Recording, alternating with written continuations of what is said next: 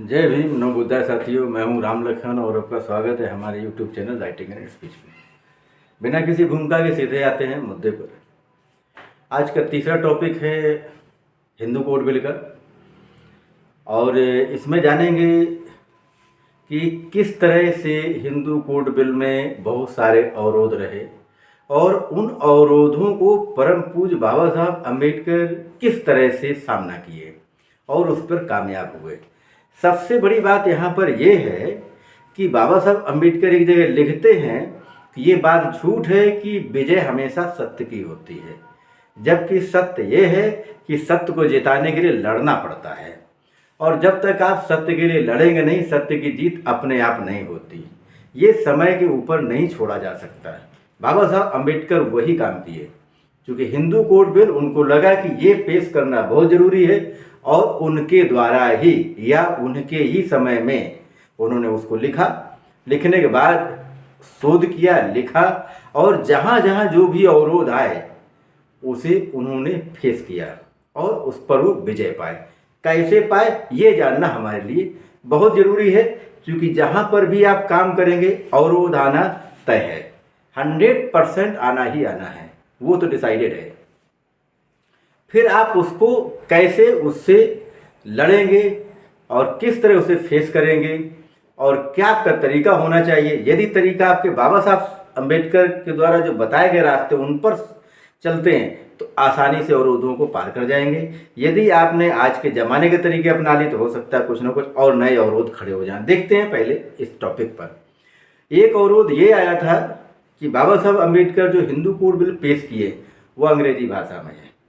वो इसलिए है क्योंकि सारे सवर्णों में से बहुत सारे जो सनातनी ब्राह्मण हैं, हिंदू हैं, उनको अंग्रेजी नहीं आती, समझ में नहीं आता उसमें लिखा क्या है। दूसरा अवरोध ये था कि वो हिंदू कोड बिल में ये प्रावधान किया बाबा साहब अम्बेडकर ने कि सगे भाई बहन शादी कर सकते हैं, ये अनुमति दी गई।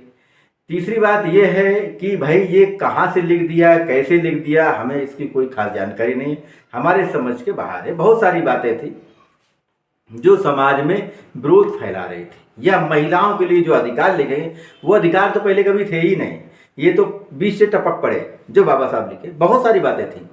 बाबा साहब अम्बेडकर क्या किए, उन्होंने तुरंत वो एक अनुवादक जो वहाँ पर तैनात थे सोहनलाल शास्त्री जी, उनको बुलाया, हिंदी में ट्रांसलेशन उनसे करवा दिया। वो दोभाषिया थे, वो कई भाषाओं में ज्ञान था उनको, हिंदी का, संस्कृत का, दोभाषिया के कई भाषाओं में ज्ञान था, हिंदी का भी, अंग्रेजी का भी, संस्कृत का भी। तो इस तरह से बड़ी पकड़ थी कई भाषाओं में। तो उन्होंने हिंदी में तो ट्रांसलेशन सीधे करके दे दिया, और हिंदी का जैसे ही उन्होंने अनुवाद किया हिंदी में हिंदू कोड बिल का, 10,000 प्रतियाँ बांट करके पूरे क्षेत्र में जो हिंदू संगठन थे, सामाजिक संगठन और धार्मिक संगठन, और जो विरोध करने वाले थे उनके पास, सबके पास भेज दी गई। उनका सबका तो मुंह बंद हो गया। अब बाबा साहब अम्बेडकर को लगा कि भाई अभी इसका एक और होना चाहिए, इसकी शोध पूरी कर दी जानी चाहिए। संस्कृत के जो धर्म ग्रंथ हैं उनमें से निकाल करके कि भाई कहाँ कहाँ क्या लिखा है, और ये काम कोई ब्राह्मण ही करे तो ज़्यादा बेहतर होगा। तो बाबा साहब अम्बेडकर फिर सोहनलाल शास्त्री जी को बुलाए, बोले कि भाई जो हिंदू ब्राह्मण है, सवर्ण है, वो इस हिंदू कोड बिल का बहुत विरोध कर रहे हैं, तुम जाके कोई ऐसा पंडित ढूंढ के लाओ जो हिंदू कोड बिल को हिंदू ग्रंथों में ढूंढ करके ये प्रूव करे कि ये सारी बातें हिंदू कोड बिल में जो लिखी हैं वही धर्म ग्रंथों में लिखी हैं। अब वो सोची ये सब मिलेगा कौन, करेगा कौन, कैसे करेगा। तो बाबा साहब अम्बेडकर बताए कि भाई जो व्यक्ति मेहनत करेगा उसका पारिश्रमिक भी दिया जाएगा, धन दिया जाएगा। जब मेहनत करेगा, दिन रात पढ़ाई लिखाई करेगा और देखेगा कहाँ पर क्या लिखेगा, तो वो हम उसको पारिश्रमिक देंगे। कहा ठीक है। अब सोहनलाल शास्त्री जी गए, पहले जाकर के मिले रामगोपाल विद्यालंकर जी से। इनसे मिले तो इन्होंने क्या किया कि ये भी बीए किए थे, स्नातक थे संस्कृत से, और गुरुकुल कांगड़ी में पढ़े थे, संस्कृत का इन्हें अच्छा ज्ञान था, धर्म ग्रंथों का भी अच्छा ज्ञान था। अब जब इनके पास गए तो उन्होंने कहा नहीं भाई ये काम आप यहाँ चले जाइए, ये बहुत अच्छे से कर देंगे, धर्मदेव विद्यावाचस्पति विद्यालंकर ये भी थे। तो इनके पास गए तो इन्होंने काम ले लिया, और लेने के बाद इन्होंने कई चीज़ों की जो खोज थी वहाँ धर्म ग्रंथों से निकाल ली। स्मृतियों में, धर्म ग्रंथों में जो जहाँ लिखा था वहाँ से उन्होंने ढूंढा, जैसे तलाक की व्यवस्था, विधवा विवाह की व्यवस्था और पिता की संपत्ति पर अधिकार, ये किन किन कंडीशनों में होना चाहिए, तो वो सारी बातें इन्होंने ढूंढ निकाली। और ढूंढने के बाद फिर वो जो वीर अर्जुन ये अखबार था उसमें प्रकाशित करवा दिए गए। इससे क्या हुआ, ये बात भी उनकी झूठ साबित हुई कि बाबा साहब अम्बेडकर द्वारा जो हिंदू कोड बिल में लिखा गया है वो धर्म ग्रंथों से मैच नहीं करता। कहने का मतलब ये हुआ कि विरोध करने वालों ने तो विरोध करने में कोई कसर नहीं छोड़ी, लेकिन जो लड़ने वाला था व्यक्ति, जो जिन महापुरुष की आज हम पूजा करते हैं, तो उन्होंने कभी हार नहीं मानी। हार इसलिए नहीं मानी क्योंकि वो सच्चाई के लिए लड़ रहे थे, भले ही वो अकेले थे लेकिन सत्य के साथ थे, इसीलिए उनकी हार कभी नहीं हुई और वो यहाँ पर भी विजय पाए। और उन्होंने जब प्रूव करा दिया कि नहीं, ये हिंदू कोड बिल ऑलरेडी पहले से थोड़े थोड़े मात्रा में उपलब्ध था, इसको इकट्ठे करके कानून का रूप दे दिया जा रहा है, ये कोई बुराई नहीं, इससे महिलाओं को बड़ा फायदा होगा। भले आज महिलाओं को हिंदू कोड बिल के बारे में कोई जानकारी ना हो, वैसे उनको होनी चाहिए और उन्हें पढ़ना भी चाहिए ताकि उन्हें सही पता चले कि हम आज से पहले क्या थे। यदि कुछ मिला है उसमें बाबा साहब अम्बेडकर द्वारा कितना योगदान है हमारे प्रति, हमारे ऊपर उनका कितना योगदान है, कितना एहसान है, जब पढ़ेंगे हिंदू कोड बिल तभी उन्हें पता चलेगा कि लोग क्या चाहते थे। इसके बाद फिर ये हिंदू कोड बिल जो केंद्रीय असेंबली और केंद्रीय असेंबली के बाहर तो बहुत सारा विरोधी हो रहा था, तो बाबा साहब अम्बेडकर क्या किए कि उन्होंने लोगों से कहा, जैसे जयललिता नेहरू थे और लोग, उनसे कहा कि भाई ये काम किया जाए कि क्यों ना पूरे देश में से बड़े बड़े जो विद्वान लोग हैं हिंदू धर्म संगठनों के, और कुछ जज जैसे लोग हो गए, बड़े स्कॉलर लोग हो गए, जो इनकी जानकारी रखते हैं कानून की या धर्म ग्रंथों की, जो लोग बहुत विरोध कर रहे हैं, तो उन सबको बुला लिया जाए और बुला करके उनके साथ एक चर्चा हो जाए जिसमें बोलने का सबको अधिकार दिया जाए कि भाई आप अपनी बात रखिए, आप विरोध क्यों कर रहे हैं। तो इससे क्या होगा, इससे उनका विरोध करने का जो उनका जो दिमाग में बिठा लिया कि आप इसलिए विरोध कर रहे हैं, उन्हें उनका उत्तर मिल जाएगा, उत्तर मिल जाएगा, विरोध करना बंद कर देंगे तो ये कानून आसानी से पास हो जाएगा। आखिर इस पर एक सहमति बन गई और सहमति होने के बाद वो फिर एक कमेटी बुलाई गई जिसमें करीब 40-50-45 लोग होंगे और उनको बुला करके उन्हें उनमें जो है जो भी लोग कानूनविद थे, धर्मशास्त्रों ज्ञाता थे, उसमें कुछ महिलाएं भी थीं विदुषी, तो उन सबको बुला करके उस पर चर्चा हुई।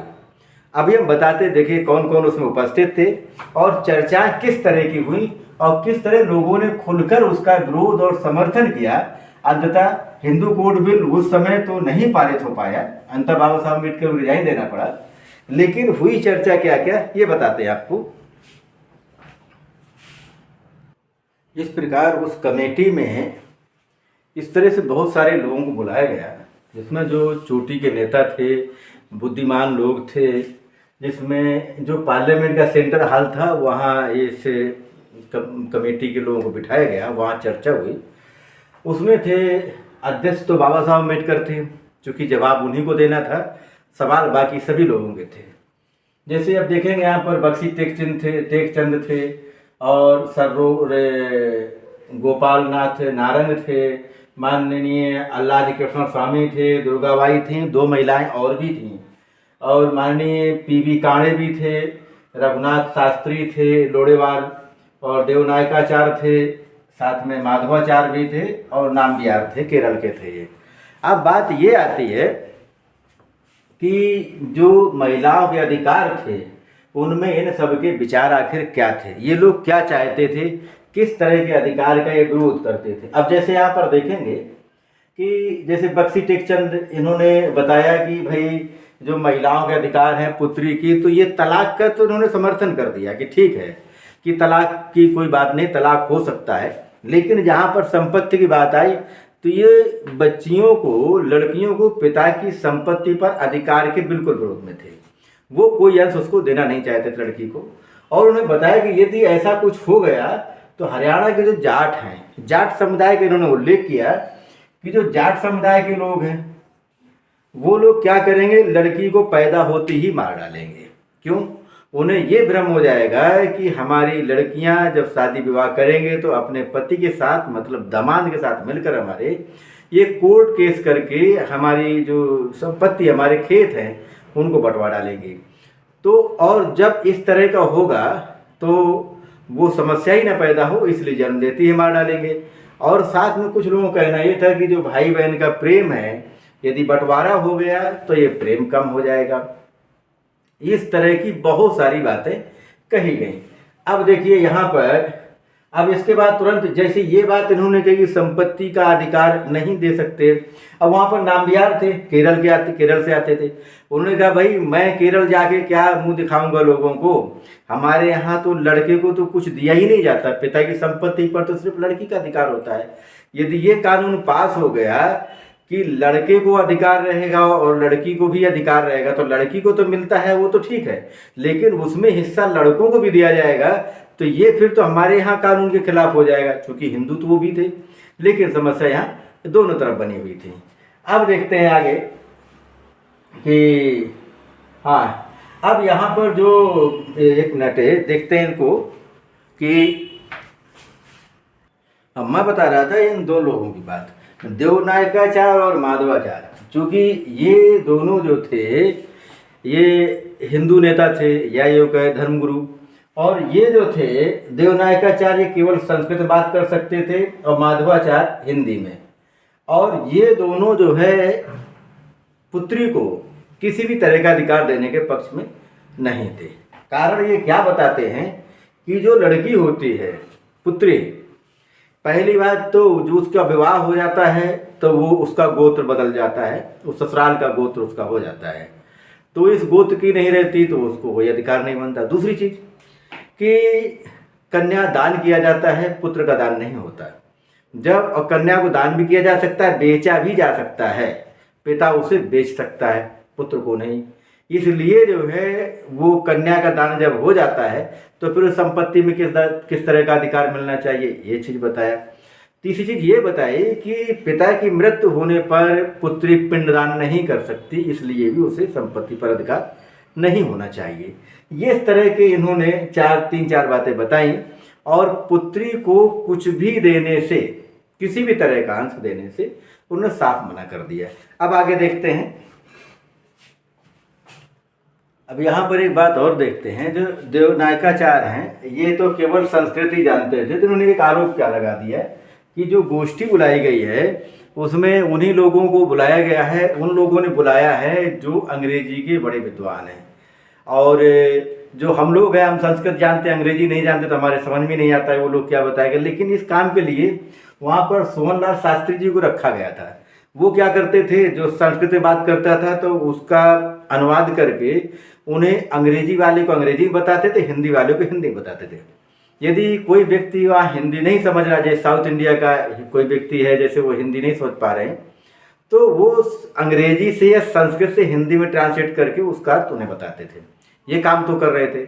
अब यहाँ पर जो देवनायकाचार्य जब आरोप लगा दिए तो यहाँ पर काणे साहब थे, आप मैं नाम नहीं लिखा था, हाँ पीबी काणे, ये एक ऐसे व्यक्ति थे उस सभा में जो अंग्रेजी और संस्कृत पर दोनों पर इनका बड़ा काबू था, बड़ा मतलब अच्छा ज्ञान था। जब इन पर यह आरोप लगा दिया कि सिर्फ अंग्रेजी वालों की मीटिंग है, तो इन्होंने फिर 10 मिनट तक संस्कृत में स्पीच दिया। तो बड़े चकित रह गए सभी लोग कि जो लोग अंग्रेजी जानते हैं उन्हें संस्कृत का भी बड़ा अच्छा ज्ञान है। अब बात आती है, यहाँ पर देखेंगे जो माननीय आह्लाद कृष्ण स्वामी जी हैं, इनके बारे में क्या है। ये जो है कानून के बहुत बड़े ज्ञाता थे, मतलब कानून को बहुत अच्छे समझते थे। और इनका मानना ये था कि जो भी हिंदुओं का जो कोड बिल पेश किया गया है वो सच में जो हिंदुओं का कानून है ना, वो रूढ़ियों में थोड़ा थोड़ा कहीं ना कहीं बिखरा पड़ा है। यदि उसे एक संहिता का रूप दे दिया जाए, एक जगह सारा एक जगह उपलब्ध करा दिया जाए, तो सारी विवाद की जड़ ही खत्म हो जाएगी। वकीलों को भी आराम हो जाएगा, आसान हो जाएगा तुम्हारा केस लड़ने में, और कोई अन्याय भी नहीं होगा। यदि कोई विवाद होता है तो आसानी से निपट जाएगा। इसीलिए इसे लिपिबद्ध कर देना चाहिए, संहिताबद्ध कर देना चाहिए, और ये बड़ा अच्छा है। इस पक्ष में उनके विचार थे कि विवाद जो होता है वो संपत्ति पर, तलाक पर, विधवा विवाह पर, और ये सारी चीज़ें जो थी उनके वो पक्ष में थे। और उनका मानना था कि इस तरह से ये कानून बना दिया जाना चाहिए जो बेहतर होगा। अब आगे देखते हैं। इस सभा में 2 महिलाओं का जो स्पीच है विदुषी महिलाओं का, वो बहुत ही इम्पोर्टेंट है। उसमें सबसे पहला तो एक है कि एक जो महिला थी वो रूढ़वादी परंपरा की थी और उन्होंने कहा कि हम जो है सीता, सावित्री, द्रौपदी ऐसी महिलाओं के को हम आदर्श मानते हैं और ये तलाक जैसी व्यवस्था या विधवा विवाह तो हमारी सवर्ण महिलाएं कोई ऐसा सड़क नहीं है कि जो भी आएगा चलेगा चला जाएगा, लेकिन हम इन परंपराओं वाली हैं तो हम इस तरह का जो हिंदू कोड बिल है इस पर अपनी महिलाओं को हम नहीं देखना चाहते, सवर्ण महिलाओं को। ये वक्तव्य उन्होंने दिया। फिर बात आती है किनकी? दुर्गाबाई की। अब सुनिए इनका स्पीच।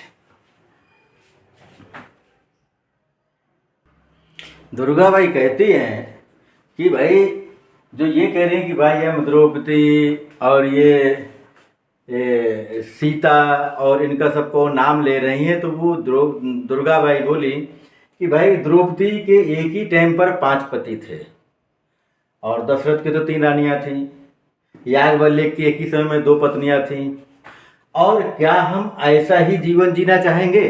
और हम तो कदापि अपने महिलाओं को इस तरह की नरक जिंदगी जीने के लिए बिल्कुल नहीं कहेंगे। और साथ में उन्होंने कहा कि ये आधुनिक युग है और इस युग में जहाँ पर देश को आज़ादी मिली तो सिर्फ पुरुषों के अकेले कारण से नहीं मिली, इसमें महिलाओं ने भी योगदान दिया है। तो महिलाओं को भी इसमें बराबरी का अधिकार मिलना चाहिए, चाहे वो संपत्ति हो चाहे कोई और क्षेत्र हो। और उन्होंने कहा कि यहाँ तक राम की बात आई, इन्होंने किसी को छोड़ा नहीं। दुर्गाबाई ने जहाँ तक राम की बात आती है तो उन्होंने इन्हें भी कहा कि इन्होंने सीता को अग्नि परीक्षा ली, खुद क्यों नहीं दी। दूसरी चीज, उन्हें जब गर्भवती हो गई तो उन्हें छल से, कपट से, धोखे से लक्ष्मण के साथ जंगल में भेज दिया। वो वाल्मीकि के आश्रम में रहने लगी और वहाँ पर तरह तरह की ठोकरें खाती रहीं, ये कभी देखने भी नहीं गए। तो इनके अंदर कैसी दया थी, कैसे पति थे। फिर बात कहती हैं सावित्री की, सती सावित्री जिसे कहते हैं, कि उन्होंने यमराज से अपने तपस्या तप के बल पर, ज्ञान के बल पर यमराज से अपने पति के प्राण बचाए। दुर्गाबाई कहते ऐसा कोई उदाहरण किसी पुरुष के पास है क्या? किसी पुरुष ने अपने किसी के तपस्या के कारण किसी अपनी पत्नी की जान बचाई हो या उसे इतना स्नेह प्यार दिया, ऐसा कभी नहीं हुआ। जबकि पति क्या करता है कि यदि उसकी पत्नी खत्म हो गई या उसका देहांत हो गया किसी कारणवश से, तो उसकी चिता की आग ठंडी नहीं हो पाती और वहीं पर वो क्या प्रण ले लेता है, दूसरी शादी करेगा। इसके साथ साथ अब स्त्री के साथ क्या है, स्त्री को ना तो पिता की संपत्ति पर, अपने जिस पिता से उसका जन्म होता है, माता पिता से, ना तो उनकी संपत्ति पर अधिकार, न ससुराल में। अब उसके पहले जो सती हो जाती थी, जिंदा जला दिया जाता था, वो भी एक बहुत बड़ा अत्याचार था। इसके बाद यदि कुछ सुधार हुआ तो उसमें क्या उन्हें अधिकार नहीं दिया जाएगा। अब यदि वो विधवा हो गई तो मरे हुए पति का नाम जप जप कर उसको मरना है, संपत्ति का अधिकार दोनों पक्ष से नहीं मिलने वाला, फिर भिखारिन बना दिया। आखिर महिलाओं के साथ इतना बड़ा द्वेष क्यों? दुर्गाबाई कहती है क्या महिलाओं के पास दिमाग कम होता है? क्या उनमें टैलेंट नहीं होता है? क्या सारा का सारा टैलेंट लड़कों में होता है या पुरुषों में होता है? जब लड़की पैदा होती है तो क्या उसके पास किसी तरीके कोई गुण नहीं होता या उसमें अवगुण भी पाया जाता है? मतलब उनमें जानवरों का दिमाग पाया जाता है और लड़कों में जो होता है वो देवताओं का दिमाग पाया जाता है। ऐसा कैसे हो सकता है? सिर्फ शूद्रों को और महिलाओं को अवसर ही नहीं दिया गया और ये सारा का सारा काम जो किया है यहाँ के पुरुष प्रधान समाज ने किया है।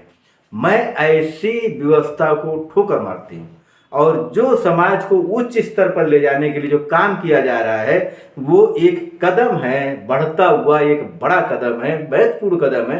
हिंदू कोड बिल के पक्ष में दुर्गाबाई ने कहा।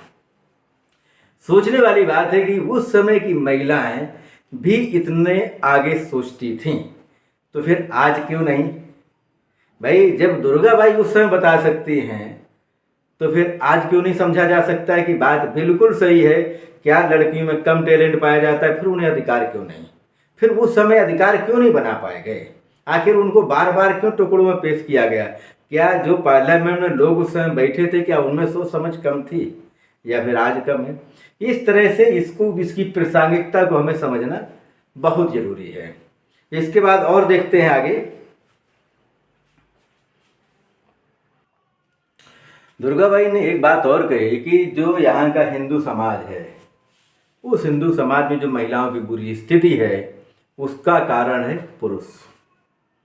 पुरुषों ने किया क्या, अपनी सुविधा अनुसार कानून बनाए जो उन्हें विशेषाधिकार देते थे और महिलाओं को शूद्रों के लिए कोई अधिकार नहीं था, इवन शिक्षा तक का अधिकार नहीं था। यदि उन्हें शिक्षा मिलती तो अपनी काबिलियत को भी सिद्ध कर पाते।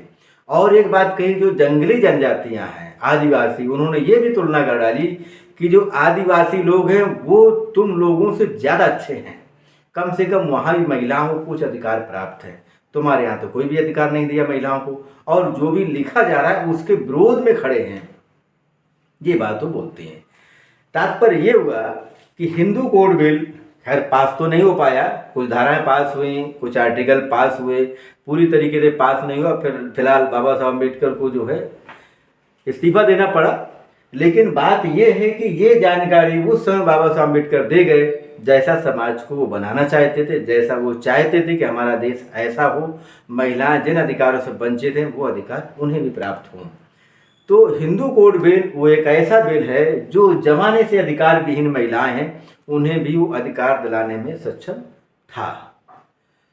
और यहीं के जो लोग थे, अब इसका विरोध कोई अंग्रेज करने आए क्या? नहीं। विरोध कौन कर रहे थे? हमारे देश के लोग कर रहे थे। कौन कर रहे थे? जिन्हें हम नेतृत्व प्रदान किए हुए थे कि आप हमारे नेता हैं। वो क्या कर रहे थे? क्या उन्हें वोट महिलाओं ने नहीं दिया होगा? क्या महिलाओं ने उन्हें नेता नहीं बनाया होगा? लेकिन वो किसके पक्ष में काम कर रहे थे? महिलाओं के विपक्ष में काम कर रहे थे। सेम प्रोसेस आज भी होता है। आज भी लोग लीडर चुनते हैं, आज भी लोग मंत्री बनाते हैं, विधायक, एमएलए, सब एमपी, ये सब कुछ चुनते हो, लेकिन वो निर्णय किसके तरफ लेता है? आपके ही विपक्ष में निर्णय लेता है। तो फिर ऐसे लीडर चुनते क्यों हो? यही सारी चीज़ें आपको समझ में आएंगी यदि ये आप सारी बातों को बाबा साहब अम्बेडकर द्वारा लिखे साहित्य को समझेंगे कि नेतृत्व किसके हाथ में होना चाहिए, कैसे व्यक्ति को नेतृत्व देना चाहिए, जो हमारे बारे में अच्छा सोचे, हमारे बारे में बेहतर काम करे और हमारे भविष्य को, देश को आगे ले जाए। इसीलिए इस साहित्य को पढ़ना बहुत ज़रूरी है, समझना ज़रूरी है और लोगों को भी समझाना बहुत ज़रूरी है। Thank you very much. जय भीम, नमो बुद्धाय।